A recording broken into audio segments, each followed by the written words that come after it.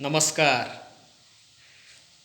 पुणे उपेन्द्रनाथ दलाई आपण सामने आपण भावुवे बारंबार आसवा कौन दरकार दरकार अच्छी आपणकर दरकार ना तार दरकार अच्छी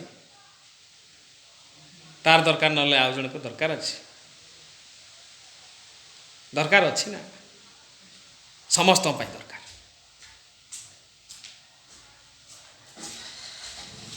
से किसी बाछ विचार ना मित्र दरकार शत्रुर भी दरकार दरकार जनमानस दरकार समस्त से टॉपिक नहीं आसबि आसुछि आसबि तो आज टॉपिक राजनीति। राजनीति कौन राजनीति क्या कहती राजनीति करिवो किए राजनीतिर आवश्यकता अच्छी कि नहीं ये सबूर समाधान आज करवा जानिबा। राजनीति राजनीति दुई प्रकार गोटे है राजांक नीति राजांक नीति है जनमंगल जनमंगल नीति प्रजा माने समस्ते सुखरे शांति रे रहिबे ए राजांकर नीति समस्ते आनंद रहिबे दुख क्लेश कहारी नथिबो भय भ्रांति कहारी नथिबो समस्ते आनंद रहिबे सेटा हला राजांकर नीति राजनीति। आ गोटे राजनीति हला नीति को नहीं राज करिबा ए नीति को नहीं राज करिबा राजनीतिटा वर्तमान चली कलिजुगर प्रबल बेगर चली नीति है संविधान ए संविधान को आड़ करी बेआईन को आईन बाट चल जहा किछि लुंठन चली यही राजनीति आम देश में चली राजांकर नीति ए देश चली ना जदि राजांकर नीति रे देश चली था एठी राजा हला संविधान संविधान रीति जदि चली था ताहले एठी कहीं विद्रोह कर नथान्ते कि आंदोलन हो नथान्ता कि धारणा हो नथान्ता कि आत्महत्या करने पई चेष्टा करू नथान्ते कि आत्महत्या करू नथान्ते कि कहारी कहीं मर्डर करू नथान्ते। एठी राजनीतिटा नीति को नहीं राज करा जाउछि ए नेता माने जहाँ कर किसी काम ही धंधा ही नहीं से माने आज राजनीति करुछंती सस्ता राजनीति नेतांकर किसी आवश्यकता नहीं एठी कौन आवश्यक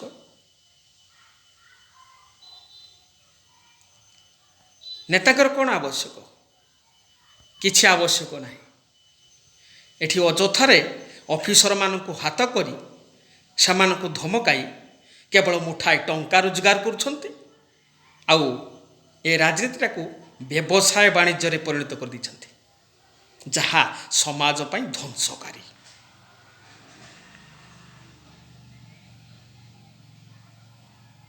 सबु काम ऑफिसर को द्वारा हुए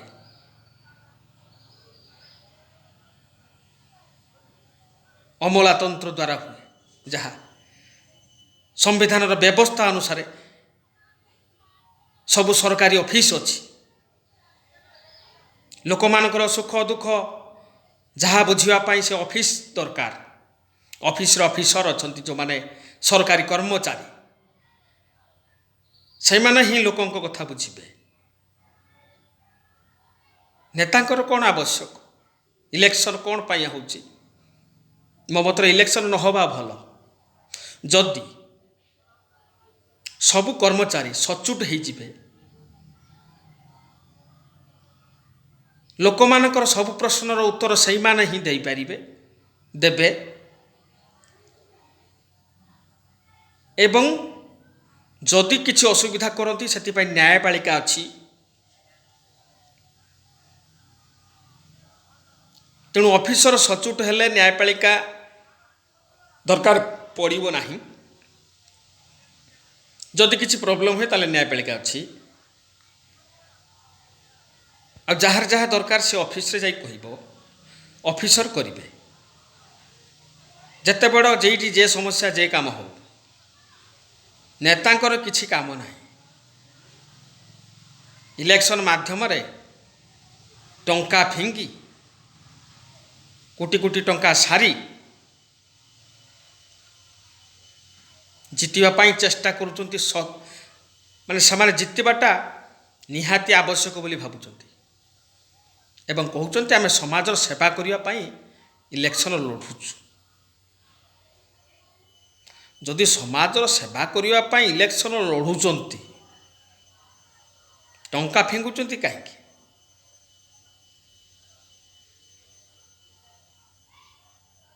ଏବଂ ହାରିବା ଜିତିବାଟା ସେମାନେ ଗୋଟେ ନିଶ୍ଚିତ ଉପରକୁ ଆସୁଛନ୍ତି କାହିଁକି? ମୋ ଜିତିବାଟା ନିହାତି ଦରକାର। ମୁଁ ଯଦି ସେବା ପାଇଁ ଆସୁଛି, ମୋର ଜିତିବା ହାରିବା କ'ଣ ଦରକାର? ଛିଡ଼ା ହେଇଛି, ଯିଏ ମୋତେ ଭଲ ପାଇବ ଦେବ, ମୁଁ ଟଙ୍କା ଫିଙ୍ଗିବି କାହିଁକି? ପୁଣି ଜିତିବାଟା ସୁନିଶ୍ଚିତ କରିବି କାହିଁକି? ଆଉ ଟଙ୍କା ଆଣିବି କେଉଁଠୁ? ଯେଉଁମାନେ ସଚୋଟ ଲୋକ, ସାଧୁ ଲୋକ, ସେମାନଙ୍କର ପଇସା ନାହିଁ, କିନ୍ତୁ ସେଇମାନେ ରାଜନୀତି ସେବା କରିପାରିବେ, କିନ୍ତୁ ସେମାନଙ୍କ ପାଖରେ ଅର୍ଥ ନାହିଁ। ତାହେଲେ ସେମାନେ ଯିବେ କୁଆଡ଼େ? ସେମାନେ ତ ଲଢ଼ି ପାରିବେନି। ଗୁଣ୍ଡା, ବଦମାସ, ଚୋର, ଡକାୟତ, ଏଇମାନଙ୍କ ପାଖରେ କୋଟି କୋଟି ଟଙ୍କା, ଏଇମାନେ ହିଁ ଲଢ଼ିବେ। ଏଇମାନେ ହିଁ ଭାଗ୍ୟ ବିଧାତା ହେବେ ଲୋକମାନଙ୍କର। ଯେ ସେବା ଜାଣେନି ସେ ଲୋକ ସେବା କରିବା ପାଇଁ ଆସିବ।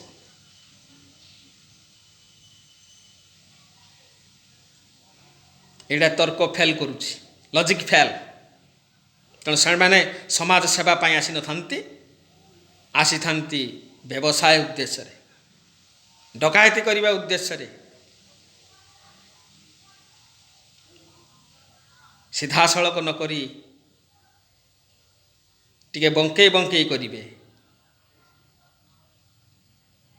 ଆଉ ଲୋକମାନଙ୍କ ଉପରେ ବୋଝଟା ଏଭଳି ଭାବରେ ସେ ଲଦି ଦେବେ, ଲୋକ ଭାବୁଥିବ ମୋତେ ଆରାମ ଲାଗୁଛି।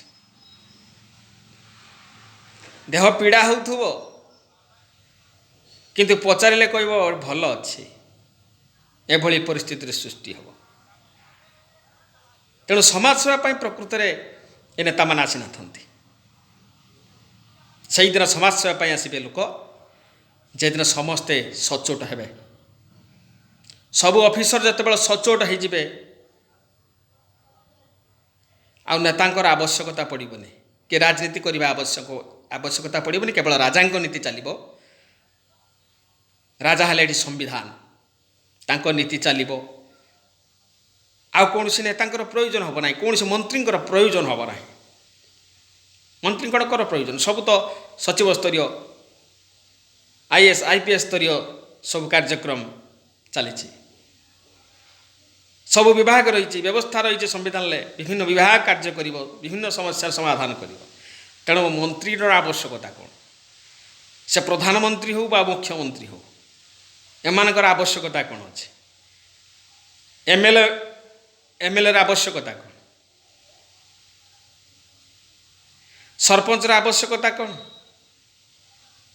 କିଛି ଆବଶ୍ୟକତା ନାହିଁ। ଇଲେକ୍ସନର କୌଣସି ଆବଶ୍ୟକତା ନାହିଁ। ଏମିତି ସମୟ ଆସିବ ଯେଉଁଦିନ ପ୍ରଶାସକର ଆବଶ୍ୟକତା ନଥିବ। ସତ୍ୟଯୁଗର ଲକ୍ଷଣ ହେଉଛି ଏଇଆ।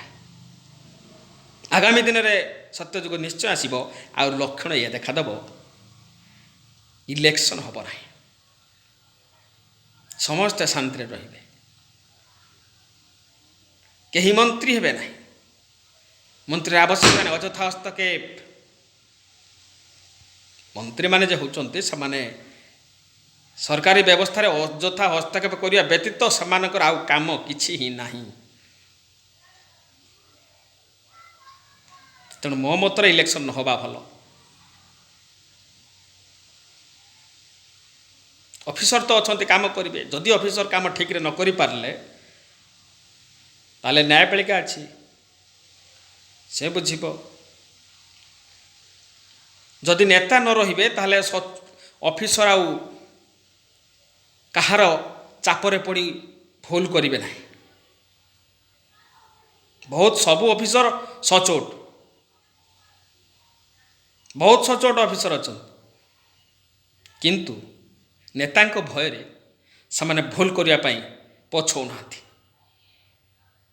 ତେଣୁ ଆଜି ସମାଜରେ ଯଦି ଦ୍ୱନ୍ଦ୍ୱ ଦେଖାଯାଇଛି ସେଥିପାଇଁ ଦାୟୀ ହେଉଛନ୍ତି ନେତା। ତେଣୁ ନେତାଙ୍କର କୌଣସି ଆବଶ୍ୟକତା ନାହିଁ ସମାଜ ଚାଲିବା ପାଇଁ। ସବୁ ସମ୍ବିଧାନର ବିଧି ବ୍ୟବସ୍ଥା ଉପରେ ନିର୍ଭର କରିବା ଉଚିତ ଏବଂ ବିଧି ବ୍ୟବସ୍ଥା ହିଁ ସମସ୍ତଙ୍କୁ ଚଳାଉଛି ଆଉ ଚଳାଇବ। ଇଲେକ୍ସନ୍ କେବଳ ଗୋଟାଏ ମିଛ ବ୍ୟବସ୍ଥା, ଟାଉଟରୀ ବ୍ୟବସ୍ଥା। ଏଠି କେବଳ ଦେଶ ଧ୍ୱଂସ ହେବା ଛଡ଼ା ଆଉ କିଛି ନାହିଁ। ତେଣୁ ଏମାନେ ନୀତିକୁ ନେଇ ରାଜ କରୁଛନ୍ତି। ଏ ରାଜ କିନ୍ତୁ ଚାଲିବନି, ବେଶୀ ଦିନ ଚାଲିବନି। ସତ୍ୟଯୁଗର ହାୱାରେ ସେମାନେ ସବୁ ବଦଳିଯିବେ। ସେଥିପାଇଁ ଯେଉଁ ନିୟମ ଆବଶ୍ୟକ, ସତ୍ୟଯୁଗ ପାଇଁ ଯେଉଁ ଦାନା ଆବଶ୍ୟକ, ସେ ଦାନା ବିଷୟରେ ପରବର୍ତ୍ତୀ ସମୟରେ ଆଲୋଚନା କରିବା। କେମିତି ସତ୍ୟଯୁଗ ଆସିବ, କେମିତି ତାର ହାୱା ବହିବ ଏବଂ ଲୋକମାନେ କେମିତି ସଚୋଟ ହେବେ, ନିରୋଗ ରହିବେ, ସେସବୁର ଆଲୋଚନା ଆଗକୁ ଅଛି। ବ୍ୟସ୍ତ ହେବାର କିଛି ନାହିଁ। ତେଣୁ ଆଜିର ଏଇ ଟପିକ୍ ଥିଲା ରାଜନୀତି। ଏତିକି ରହିବା। ପରବର୍ତ୍ତୀ ଟପିକ୍ରେ ଅନ୍ୟାନ୍ୟ ଜିନିଷ ଦେଖିବା। ବନ୍ଦେ ପୁରୁଷୋତ୍ତମ।